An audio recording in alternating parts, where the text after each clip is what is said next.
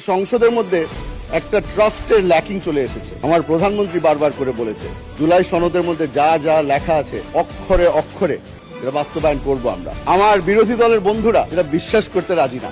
আপনি হয়তো ভুলে গেছেন, তবে আপনার সাথে আমার একটা বেশ পুরানো সম্পর্ক আছে।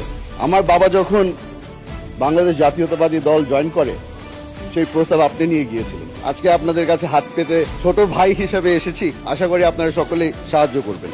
আজকে আমার এখানে থাকার কথা ছিল না, আমার এখানে দাঁড়িয়ে বক্তব্য রাখারও কথা ছিল না। আমার মরহুম বাবা সালাউদ্দিন কাদের চৌধুরী, ওনাকে মিথ্যা মামলায় হত্যা করা হয়, আর সেই কারণে the Almighty in His great wisdom has decided that I stand here in His stead. আমি যদি কোনো ভুল করে থাকি আমাকে ক্ষমা করে দিবেন, তবে প্রথমবারের মতো বক্তব্য রাখছি এই সংসদে, কিছুটা তো নার্ভাসনেস আছে।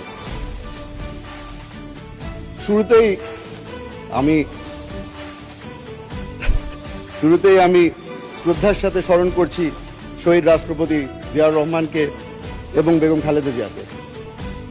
ওনাদের কারণে আজকে এই স্বাধীন বাংলাদেশে দাঁড়িয়ে আপনার সামনে বক্তব্য রাখতে পারছি। মাননীয় স্পিকার, আমি প্রথমে আপনাকে ধন্যবাদ জানাতে চাই। আপনি হয়তো ভুলে গেছেন, তবে আপনার সাথে আমার একটা বেশ পুরানো সম্পর্ক আছে।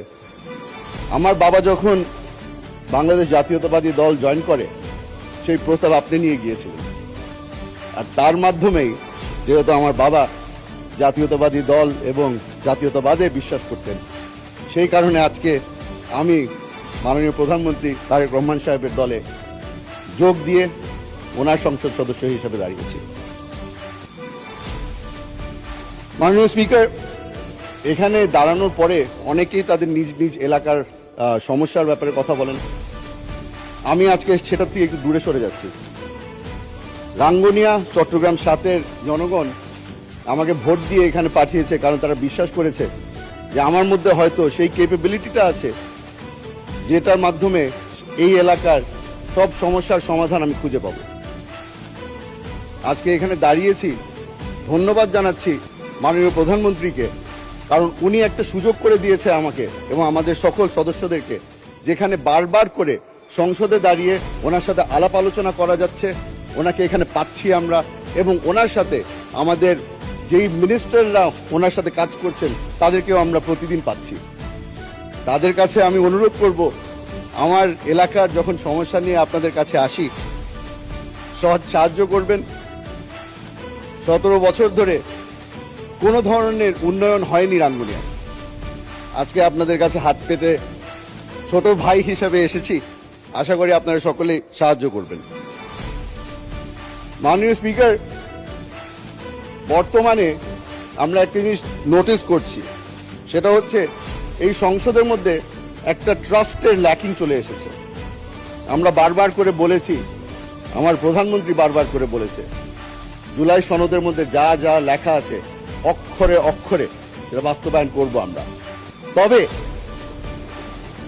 আমার বিরোধী দলের বন্ধুরা এটা বিশ্বাস করতে রাজি না। হয়তো এত বছর নির্যাতিত হওয়ার কারণে তারা এখন আর কাউকে বিশ্বাস করে না। তবে আমি বলে রাখি, আপনারা যেভাবে করে 17 বছর নির্যাতিত হয়েছিলেন, আমরা এখানে যারা উপস্থিত আছি আমরা সকলেই নির্যাতিত হয়েছিলাম। আপনারা যেভাবে করে এখানে সংসদ সদস্য আছে যে আয়না ঘরে অনেক বছর ছিলেন, আমিও সেই একই আয়না ঘরে 7 মাসে হয়ে এসেছি। বেশ লম্বা জার্নি ছিল আয়না ঘর থেকে এই সংসদ পর্যন্ত। আশা করি আমার উপরে তারা ভরসা রাখবে। আশা করি যারা যারা এখানে নির্যাতিত, যারা এখনো এই গুমের শিকার, যারা এখনো প্রিয়জনকে ফিরে পায়নি, তাদের উপরে ওনারা ভরসা রাখবে। আমরা একটা নতুন জিনিস দেখতে পেলাম। প্রথমবারের মতো আমার প্রধানমন্ত্রী একদিনের মাথায় দাঁড়িয়ে বলল, আপনারা আপনাদের সাহায্যের হাত বাড়িয়েছেন, আমরা সেই সাহায্য চাই। সঙ্গে সঙ্গে কমিটি গঠন করে দেওয়া হলো। এই ন্যাশনাল এবং ইন্টারন্যাশনাল ক্রাইসিসের মধ্যে আমরা তাদের সাহায্য কামনা করি, এবং যেহেতু তারা সাহায্য করতে চেয়েছে আমরা তাদেরকে ধন্যবাদ জানাই। মাননীয় স্পিকার, আজকে অবাক হলাম। আমি একটি প্রোগ্রামে গিয়েছিলাম যেখানে এই মানবাধিকার নিয়ে অনেকক্ষণ ধরে কথাবার্তা হচ্ছিল। সেখানে আমাকে বলা হলো যে এই মানবাধিকারের যেই অর্ডিন্যান্সটা ছিল সেটা ল্যাপস হয়ে গেছে, কেন হলো? যেখানে জবাব দিয়ে এসেছি যে মানবাধিকারের যে অর্ডিন্যান্স ল্যাপস হয়েছে সেটা একটা দুর্বল অর্ডিন্যান্স ছিল। শক্তিশালী বিল আকারে আমরা এখানে একটি নতুন বিল প্রস্তাব করব। আশা করি তারা ভরসা রাখবে যে যেই ব্যক্তি 7 মাস টর্চার হয়েছে সেই ব্যক্তি তাদেরকে মিথ্যা কথা বলছে না, অসৎ কথা বলছে না। মাননীয় স্পিকার, আমরা গত 2 মাস ধরে চেষ্টা করেছি এই সংসদে দাঁড়িয়ে তাদের যেই ভরসা আছে সেটা যেন আমাদের পক্ষে নিয়ে আসতে পারি। আশা করছি সামনের মাস যেগুলি যাবে আস্তে আস্তে করে তারা আমাদের উপরে ভরসা রাখা শুরু করবে। মাননীয় স্পিকার, মাননীয় সদস্য, আপনাকে আরো 2 মিনিট সময় দিচ্ছি, কিন্তু এই 2 মিনিটের মধ্যে আপনি কনক্লুড করবেন। ধন্যবাদ মাননীয় স্পিকার। মাননীয় স্পিকার, আমাদেরকে বারবার করে জিজ্ঞেস করা হয় যে আমরা যে এই সংসদে দাঁড়িয়ে আছি নতুন করে বিল আকারে কেন নতুন বিল আনা হচ্ছে। আমি তাদেরকে বলে দিতে চাই, আমার প্রধানমন্ত্রী আমাদের উপরে ভরসা রেখেছে এবং আমাদেরকে সুযোগ করে দিচ্ছে।